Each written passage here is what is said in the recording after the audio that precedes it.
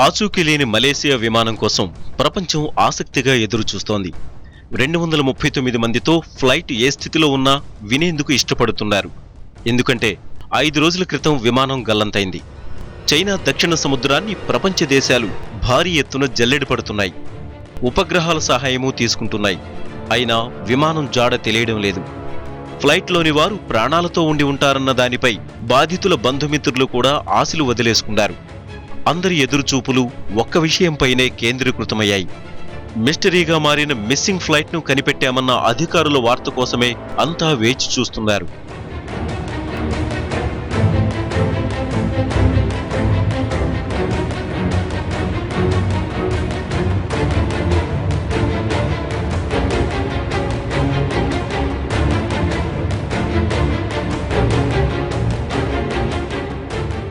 Kuala Lumpur నుంచి బయలుదేరిన గంటకే విమానం రాడార్పై అదృశ్యమైంది. అసాధారణ వాతావరణం లేదు, తీవ్రవాదుల బెదిరింపు లేదు. విమానాన్ని నడుపుతున్న పైలట్ జహారీ అహ్మద్ షా కూడా చాలా సీనియర్ ప్రొఫెషనల్.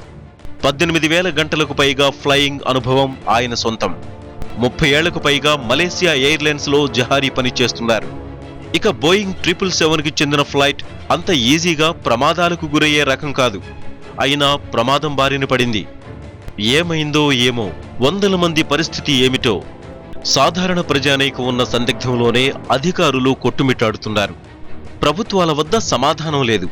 ఇది మలేసియా మిస్సింగ్ ఫ్లైట్ సంగతి.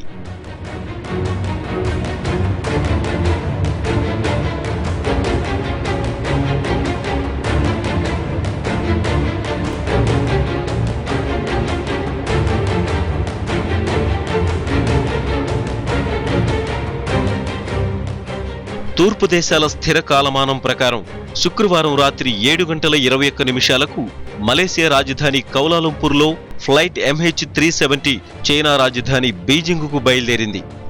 బోయింగ్ 777-200ER రకానికి చెందిన ఈ ఫ్లైట్లో 227 మంది ప్రయాణికులు, 12 మంది సిబ్బంది ఉన్నారు. షెడ్యూల్ ప్రకారం శనివారం ఉదయం 6:30కు బీజింగ్లో దిగాలి. అయితే టేకాఫ్ అయిన గంటకే విమానం ఆచూకీ లేకుండా పోయింది.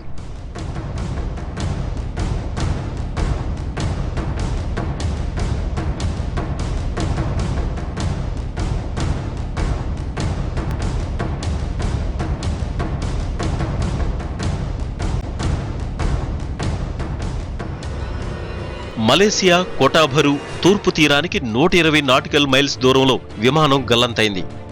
flightaware.com వెబ్సైట్ ప్రకారం విమానం ఆచూకీ లేకుండా పోవడానికి ముందు 35,000 అడుగుల ఎత్తులో ఉంది. మరింత ఎత్తుకు వెళుతున్న సమయంలోనే విమానం కనిపించకుండా పోయింది.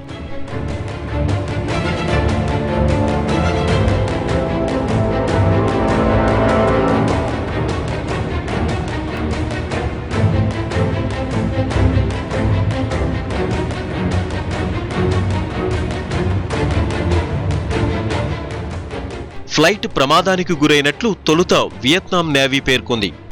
సముద్ర జలాలపై చమురు, పొగ గుర్తించామని ప్రకటించింది. దక్షిణ చైనా సముద్రంలో ఫ్లైట్ కూలిపోయిందన్న విషయాన్ని మలేసియా కూడా ధృవీకరించి గాలింపు చర్యలు ప్రారంభించింది. ఇదంతా 5 రోజుల నాటి వివరం. మరిప్పుడు విమానం ఆచూకీ తెలియడం లేదు. విమానంతో చివరిసారిగా సంబంధాలు నెలకొన్న ప్రాంతంలో ఎలాంటి ప్రమాదం సంభవించిన దాఖలాలు లేవు. విమాన శకలాలు, ఇతరత్రా భాగాలేవీ లేవు. 9 దేశాలు గాలింపు చర్యల్లో నిమగ్నమయ్యాయి. భారీ ఓడలు, విమానాలతో గాలిస్తున్నాయి. అయినా ఒక్క ఆధారం లభించలేదు. దీంతో గల్లంతైన విమానం విషయం మిస్టరీగా మారింది. ఫ్లైట్ ఎటువైపు వెళ్లిపోయిందో ఏంటో ఎవ్వరికీ అంతుపట్టడం లేదు.